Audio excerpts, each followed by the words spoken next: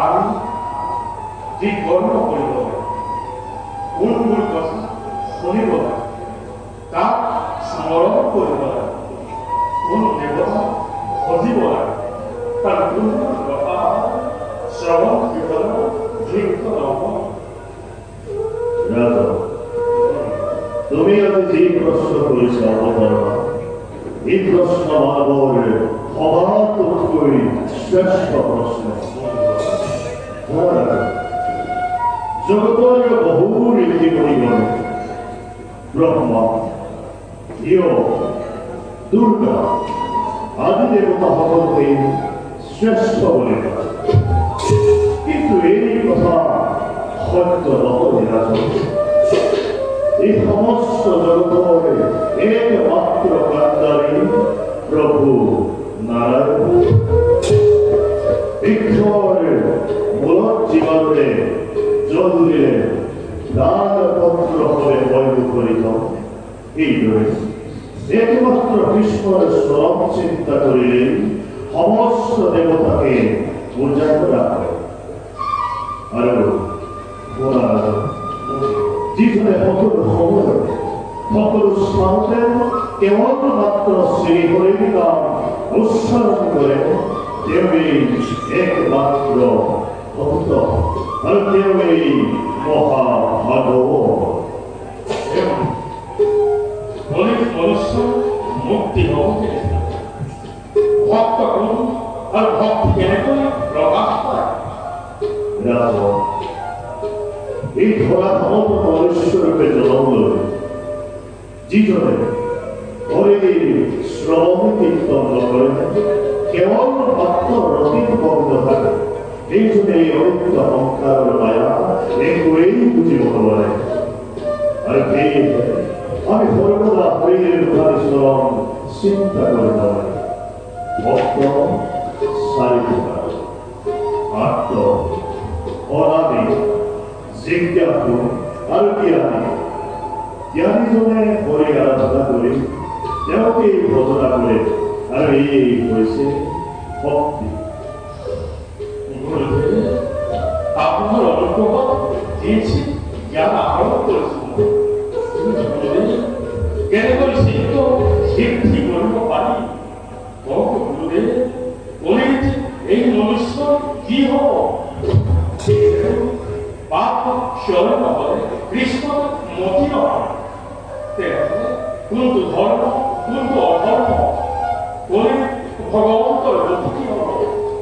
গুৰুদেৱ মই একেবাৰে অস্থিৰ হৈ পৰিছোঁ। এই কলিযুগত সমস্ত পৃথিৱী অধৰ্মই গ্ৰাস কৰিব।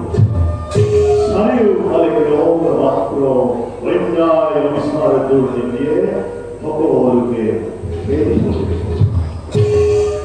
আৰু এই কেৱল মাত্ৰ হৰিৰ উদ্দেশ্য চিন্তা কৰিব লাগিব, তেহে এই কলিযুগত মনুষ্যই মুক্তি ল'ব। যদি সমগ্ৰ দেহা ইন্দ্ৰিয় তেন্তে ঈশ্বৰৰ বিৰাজমান হ'ব কেনেকৈ?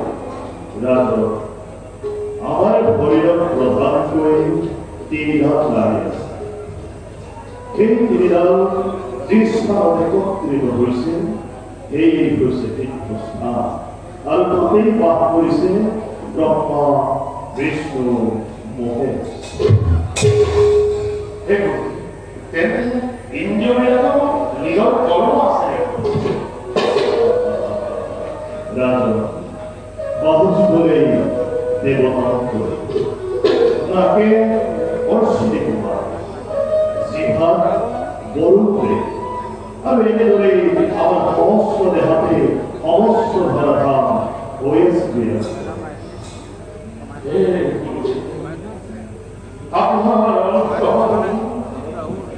অন্তৰেৰ পৰা সকলো মৰিতা অন্ধকাৰ আঁতৰ হৈ যাওক শত্ৰু।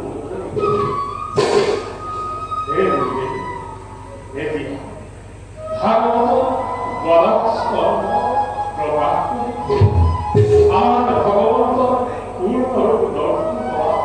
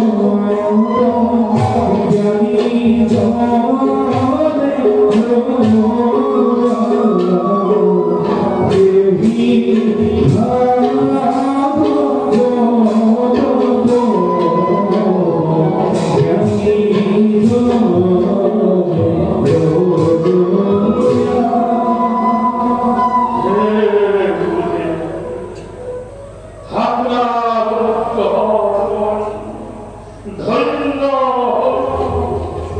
মুড়ি কৃষ্ণ নাম প্ৰভাব মনেৰ মহিমা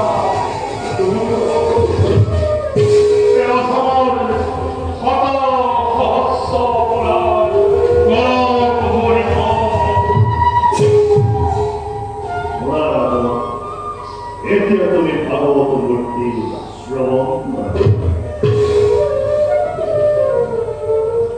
প্ৰথম দ্বিতীয় স্কন্ধে স্মৰণত দ্বিতীয় চতুৰ্থ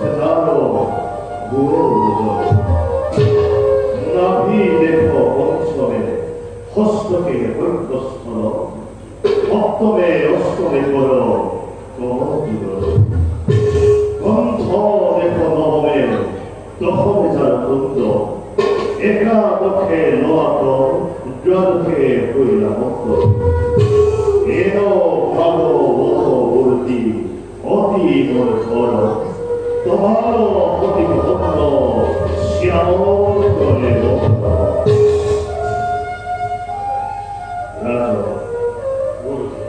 এতিয়া তুমি গংগাৰ তীৰে গমন কৰি উত্তৰে মুখ কৰি বহি প্ৰভু ভগৱন্তক হৃদয়ত স্থিতি কৰি তেওঁৰ নিধানিশ্বৰক স্মৰণ কৰি আৰু তেতিয়াই তুমি মুক্তি নহিবা আৰু এতিয়া আমি এই স্থানে গৰুকুল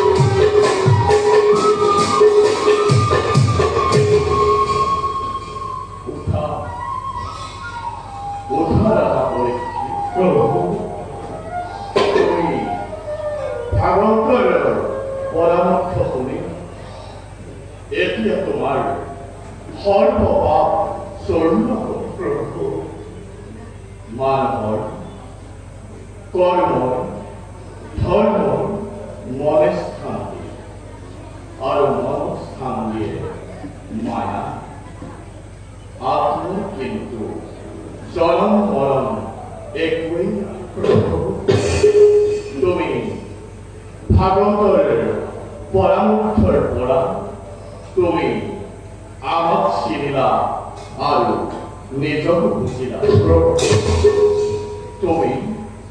তুমি আমাৰ পৰম তোমাৰ আত্মা আমাৰ লগতে মিলি শুনা শুনা এই বিশ্ব ব্ৰহ্মাণ্ডৰ সৰচিত আমি শ্ৰৱণ আমি পালন আমি সৃষ্টিকৰ্তা এই জগতে আমি ধৰ্ম আমি এই পূৰ্ণ ব্ৰহ্মাণ্ডৰ মহা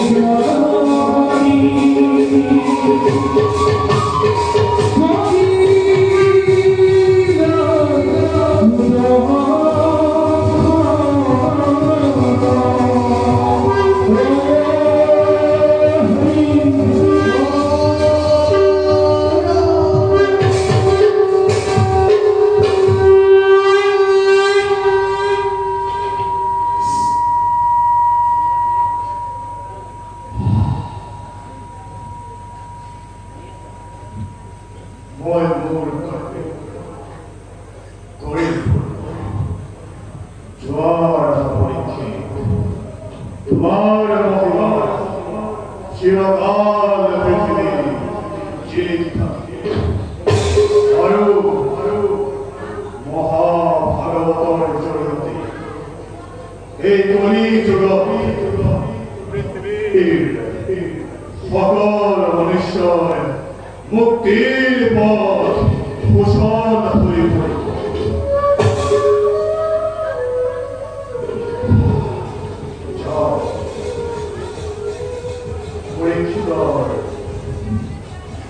অবস্থান দিবস